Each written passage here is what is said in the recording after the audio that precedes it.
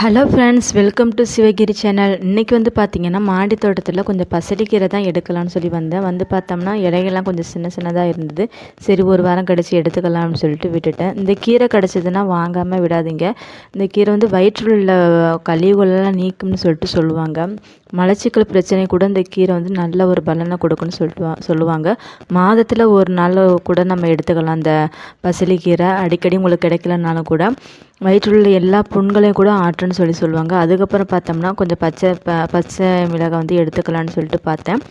நான் வந்து நினச்சதை விட இந்த பச்சை மிளகாய் பார்த்திங்கன்னா ரொம்பவே நல்லா வளர்ந்துருக்கு. இதுக்கு காரணம் என்னென்னு பார்த்தீங்கன்னா, நம்ம வாங்குகிற அரிசி பைக்கு பார்த்திங்களா, வீட்டில் வாங்குகிற அரிசி சாக்கு பை, அந்த பையை வந்து நான் வேஸ்ட்டாக தூக்கி போடாமல் அந்த மாடி தோட்டத்தில் வந்து யூஸ் பண்ணிக்கிட்டேன்.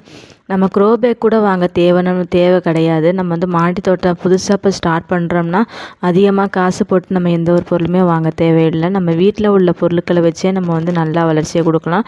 நான் இதுக்கு வெறும் பச்சை மிளகாய் விதை மட்டும்தான் போட்டேன். நல்ல ஒரு வளர்ச்சியவே கொடுக்குது. மிளகாயும் பார்த்திங்கன்னா நல்லா பெரிய பெரிய மிளகாயாக இருக்குது. மாடி தோட்டம் இப்போ புதுசாக ஸ்டார்ட் பண்ணுறவங்க பார்த்திங்கன்னா இதை ட்ரை பண்ணி பாருங்கள்.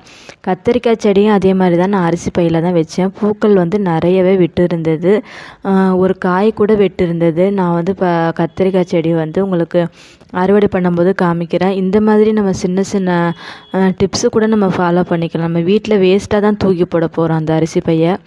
இந்த மாதிரி நீங்கள் மாடி தோட்டத்தில் வச்சு யூஸ் பண்ணி பாருங்கள். அதுக்கப்புறம் பார்த்தோம்னா நான் சமைக்க ஆரம்பிச்சிட்டேன். இன்றைக்கி வந்து விறகடுப்பில் தான் சமைச்சேன். பார்த்திங்கன்னா மதியம் வந்து சாதம் வச்சுட்டு இன்றைக்கி கருவாட்டு குழம்பு வச்சு புடலங்காய் கூட்டு வச்சிடலான்னு சொல்லிவிட்டு இன்றைக்கி மதியம் சாப்பாடு பிளான் பண்ணியாச்சு.